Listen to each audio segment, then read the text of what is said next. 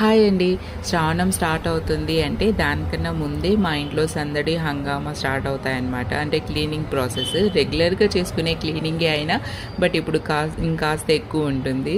నిన్నైతే బెడ్రూమ్ అంతా క్లీన్ అయిపోయింది. ఈవినింగ్కి ఫుల్ టైర్డ్ అయిపోయినాను క్లీనింగ్ అంతా అయిపోయిన తర్వాత.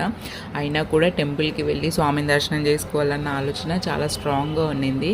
సో ఇంకా లేట్ అయినా పర్లేదు, ఏ సిచ్యువేషన్ అయినా పర్లేదు, టెంపుల్కి వెళ్ళాలి అని వేడివేడి నీళ్ళతో స్నానం చేసినాను. టెంపుల్కి వెళ్ళి ఇంకా రిటర్న్ వచ్చే టైంలో మేము అక్కడ ఒక హాఫ్ అన్ అవర్ వరకు లాక్ అయిపోయామన్నమాట. ఏమి అంటే వర్షం పడింది, హెవీగా వర్షం పడింది మా ఊర్లో నిన్న.